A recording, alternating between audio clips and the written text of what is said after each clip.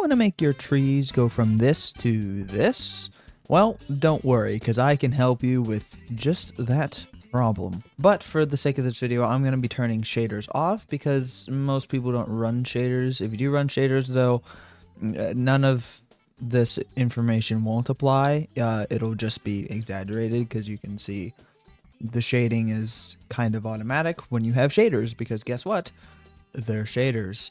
But for the sake of this and the shading techniques that I'll show you in these trees, I'm going to do this with the shaders off. So I've actually been working for quite a while, and I'm actually, in the grand scheme of things, kind of newish to like building trees. Also, apparently I did not do my due diligence here and left like a huge portion of this open. I've been building in Minecraft for a while now, and trees are very, very difficult, and I understand if people just kind of give up and just resort to placing regular trees and just hoping that it works, you know? But unfortunately, that is not often the best way to do things. So let's talk about that. I want to talk about these 3 different styles, and I'm actually going to walk you through an entire tree build on my own just to show you what we're working with. But I want to start with a couple of basics. These are the leaf types that I used for these trees, and it's important to note that in almost all scenarios, you want to use more than one type of leaf, but you want to use multiple different blocks for the leaf types. Same with the actual trunk as well. I barely ever anymore stick to one block whenever I'm making tree trunks, with the exception of whenever I'm making very small trees, which are practically just oversized saplings. This is really the only scenario in which I would only use one type of block. But even then, you can see at the bottom, I've got oak wood in the ground to make it look like the roots are coming out, then a mud brick wall, and then I transition to spruce fences. I'm still using 3 different blocks for this bottom part, and then it's just spruce fences all the way up. But in my bigger builds, I'm gonna be honest, I completely ripped this from BWO because he's a color theory genius in Minecraft. But he pointed out that trees aren't brown really in real life. Like, look outside, look at the tree. You'll probably see that it's gray, unless you're looking at like a birch tree or something, but like most times trees are gray and not brown. So this kind of brown color is a little misconstrued. It's not really accurate. Whenever they're in the shade, they'll look a little closer to brown. But when they're in full sunlight, whenever tree trunks are in full sunlight, it's mostly gray. So a lot of I like to use, but, you know, for stylistic purposes, I still like to use oak wood and mangrove wood for most of my tree bark designs, because oak wood is standard, right? It's just kind of what you think of when you think Minecraft tree. Mangrove is like a slightly darker, smoother version of it for areas that you might need a little bit of like darker shading in it. Like there's a little bit of darker areas where the junctions are. And then I utilize spots of acacia wood and tuff. Tuff makes the bark look a little bit more, you know, roughed up, and acacia wood kind of blends it back in with the oak wood. So this is your real kind of grayish, and then it kind of goes into a gray brownish, and then it transitions back into oak wood, because acacia and oak wood are actually, if you look at them side by side, the textures are actually identical. It's just this is desaturated, basically. There's no brown in it. So that's all you really need to know. Of course, it's slightly different if you're making another tree type. Like for cherry wood, you pretty much have to use cherry wood. It's also good to keep in mind that I don't use oak logs. I utilize the wood types, but like if you're on survival, you might have to interchange them and just build based on that. But we're going to be working with creative restrictions now. But for cherry wood, let's say I wanted cherry wood, and maybe I'd mix in some dark oak wood. And then for branches, some of my most used blocks are walls, Ooh, gosh. Walls, fence gates, and fences. So for this, obviously, this is the design that I used. I used mud brick walls, tough walls, spruce fence gates, and spruce fences. I really wish we had fences and fence gates that were gray, but unfortunately we don't, which is one of the reasons that stylistically I still keep a lot of elements of brown within my trees, because it would be really awkward to go from an all gray trunk to all brown branches, or just stick with walls. It'd be really thick and kind of hard to work with, so you do kind of have to use some brown regardless, again, unless you're doing something with birch, or I mean other wood types in general. Birch, I like to do this. I have wall type I like to use for birch, so this would probably be my entire palette for birch. It would be pretty much entirely birch wood for the logs, and then diorite walls, and then I'd have birch fences and fence gates. They don't match quite perfectly between the walls and the fences, but it's close enough. For cherry trees, I actually end up using nether bricks a lot. And then for fences, I have usually resorted to nether brick fences and dark oak. So dark oak fences, dark oak fence gates, and then nether brick fences, because you can't get fence gates in the nether brick variety. But that's usually the color palette I used for cherry. And for darker trees like spruce, probably something like this, where you're mixing just small aspects of the grayness into it. So that's probably what I would do for like a spruce design. But for the sake of the rest of this video, I'm going to be going with the standard color palette I'm using here. And I'm going to be building something between the size of this tree and the size of this tree. Which reminds me, I should talk about sizes. So I kind of divide them into three very simple sizes. You've got the tiny little sapling-like size, which is mostly just maybe a wall at the bottom, but mostly just fences and fence gates for the branches. Usually not any wider than 5 or 6 blocks on either end. Usually not any taller than 7, 8 blocks.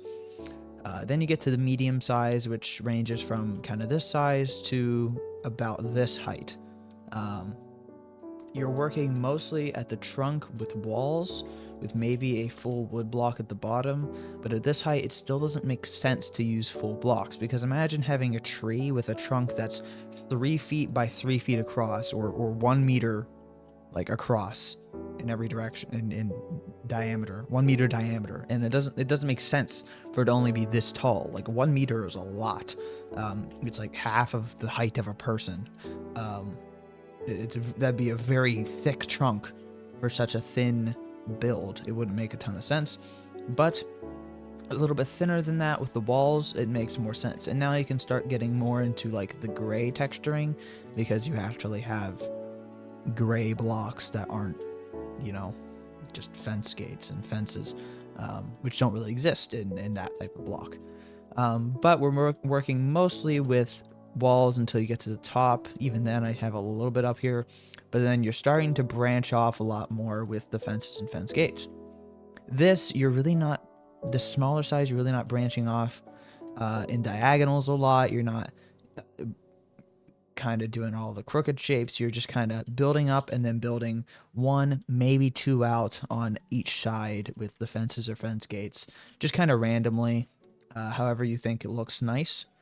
With this, you're able to go kind of diagonal, and you're able to branch off from other branches, and you're able to go over here, and then up here you're able to go in the other direction, and then branch off at the top. And you can make all the branches a little more complex. And then you get maximum complexity with the giant trees. These trees are like full-sized real trees. Like if you have a fully grown tree in your backyard, this is kind of how the scale would feel like.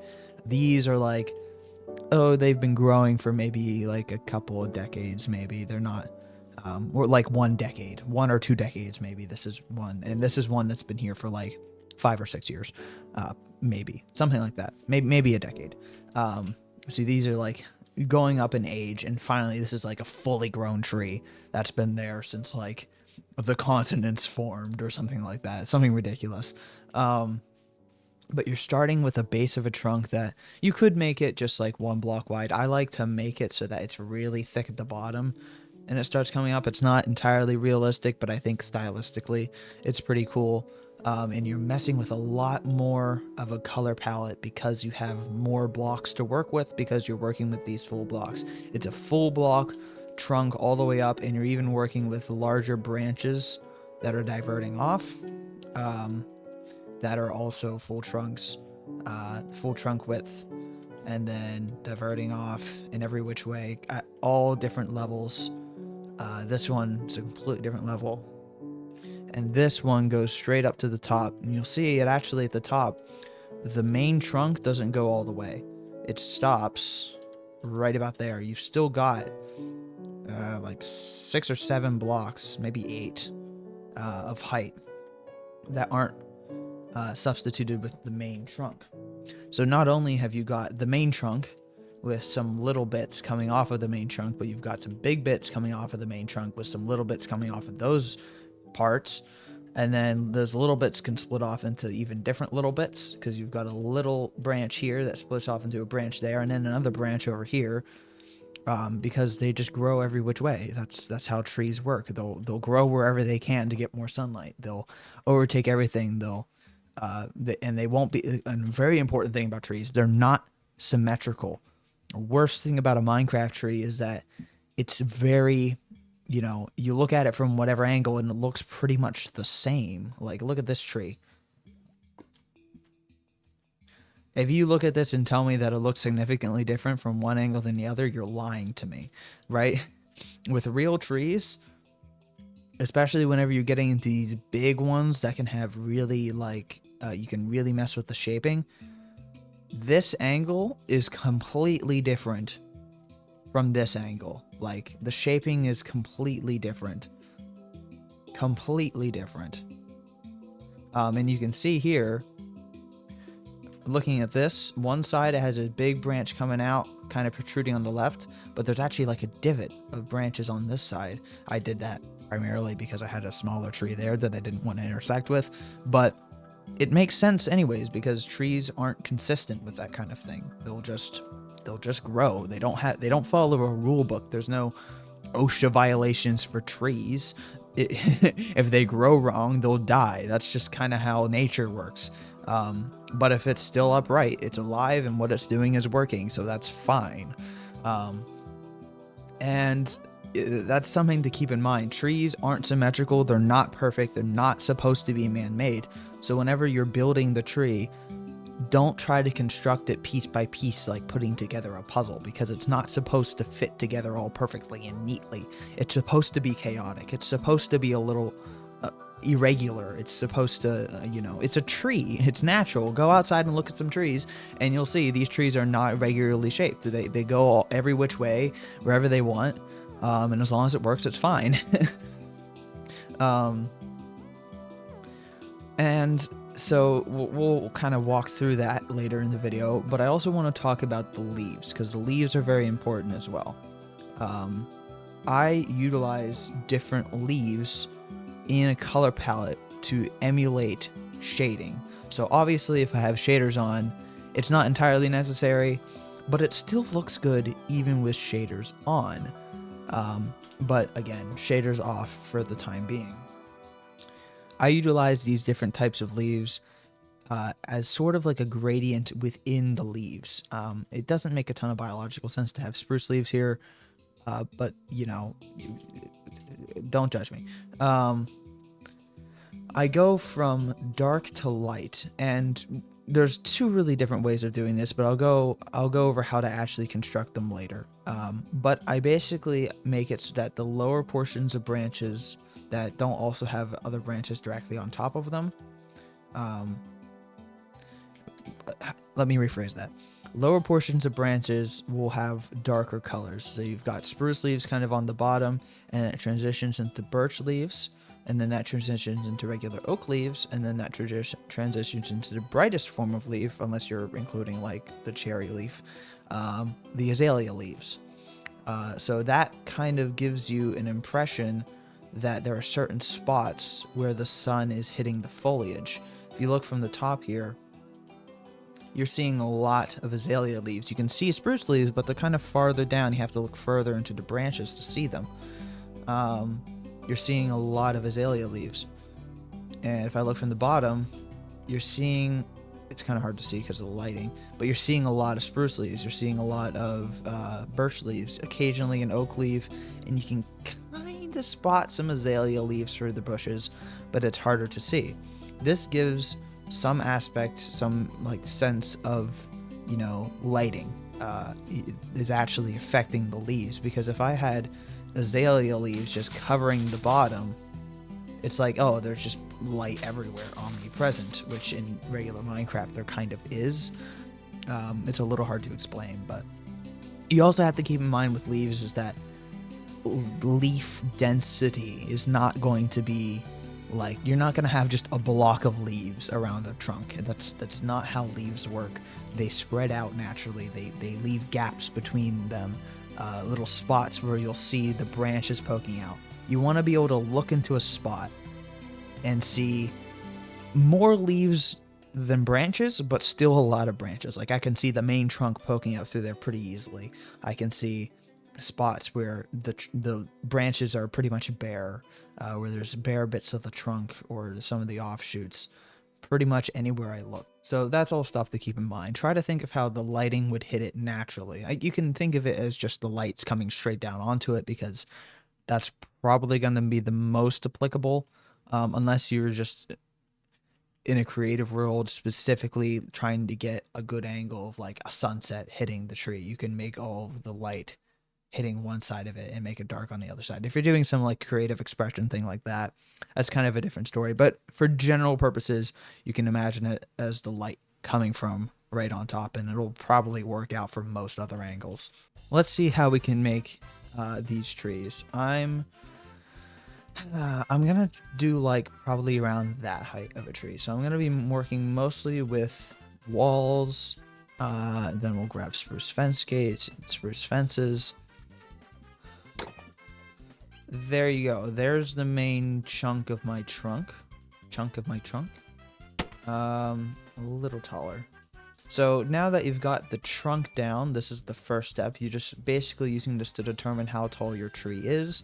And if you decide to get to a point where you're like up here and you're like, okay, this is actually becoming a pretty large tree, you can remove all this and replace it with oak logs. Don't be afraid to just scrap part of your build and just kind of rethink how you're building it. That's not a bad thing. It's part of the creative process. So once you've got this down, now it's about the branches, and you can think about branches in a couple of ways. You have to think, so trees don't just, unlike Minecraft, they don't just appear and be at one height forever. And branches grow outwards over time from tree trunks. So if I'm building a tree, let's say it's at this height, these branches are going to start forming, and then it gets up here, and then these branches start forming, but then these branches have, over time, gotten a bit bigger.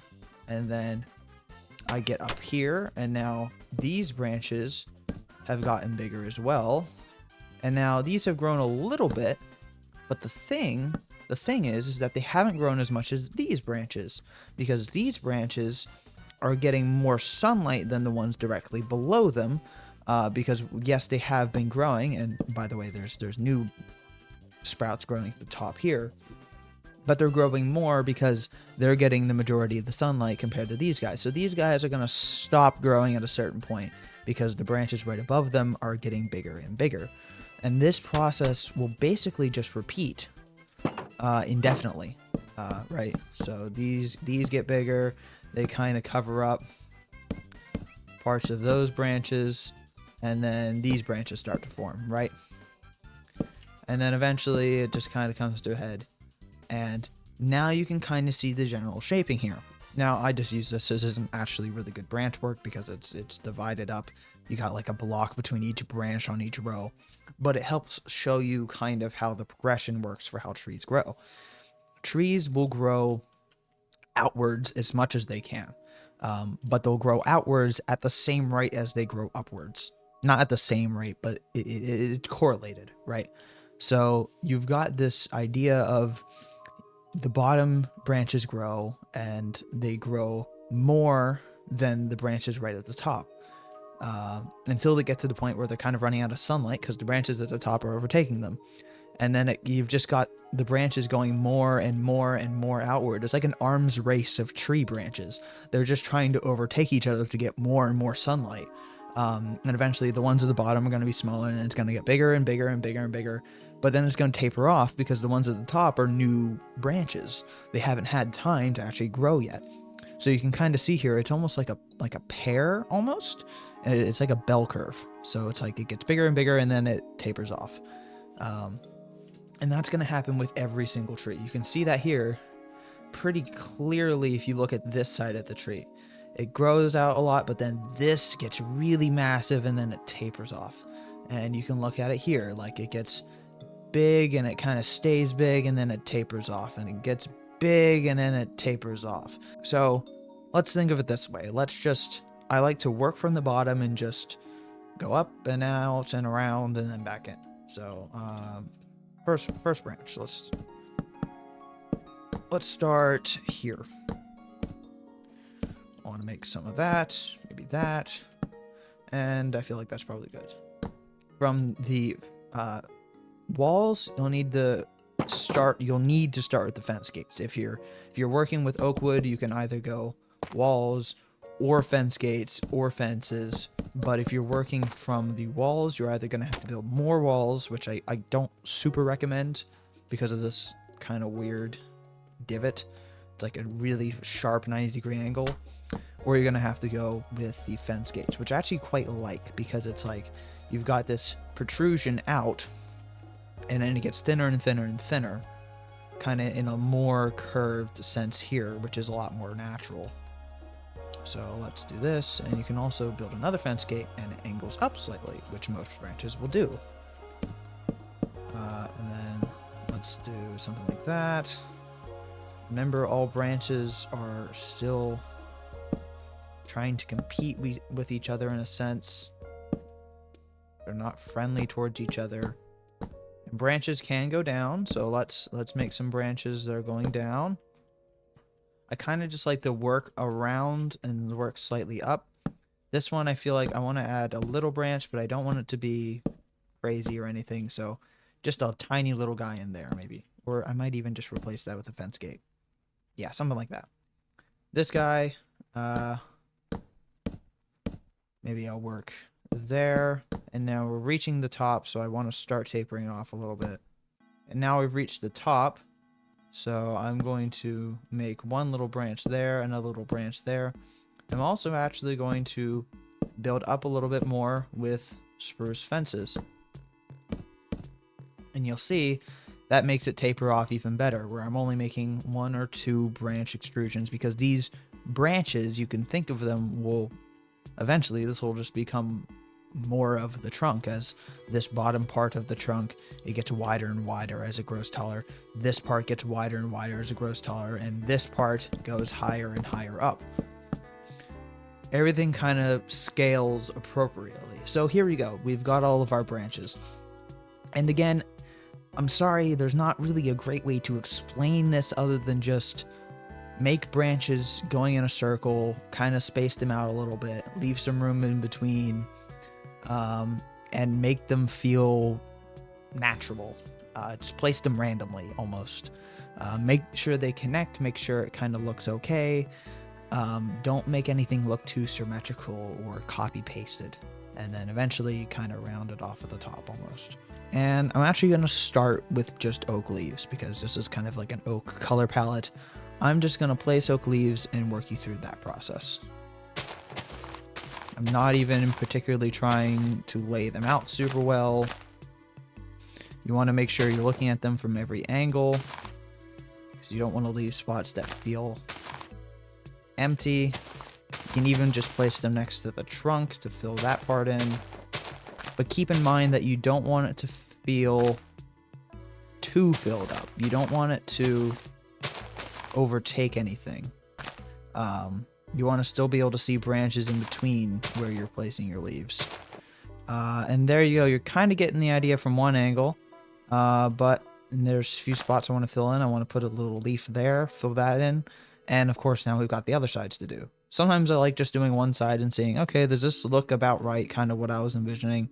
And this is kind of what I was envisioning. It's almost like a regular tree that's just kind of trimmed to make a little pointier at the top.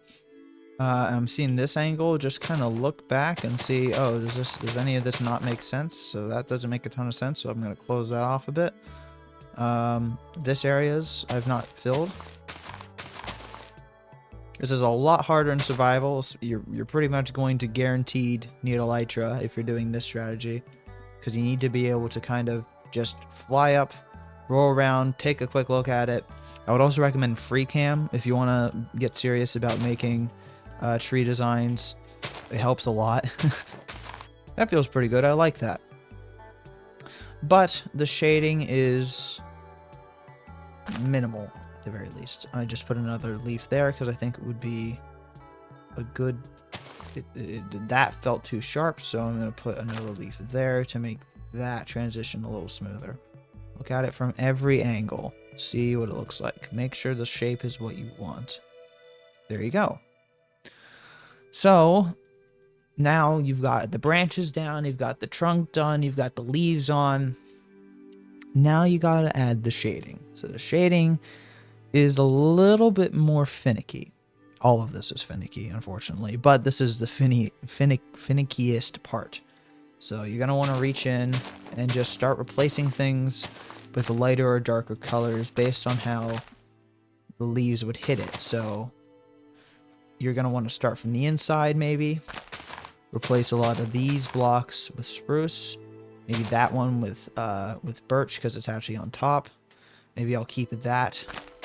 And then you get to the edges and the tops, and you make some of them even brighter than oak. So up here, maybe that's that and that are bright enough. Maybe that's a little darker. You're going to be doing a lot of tinkering.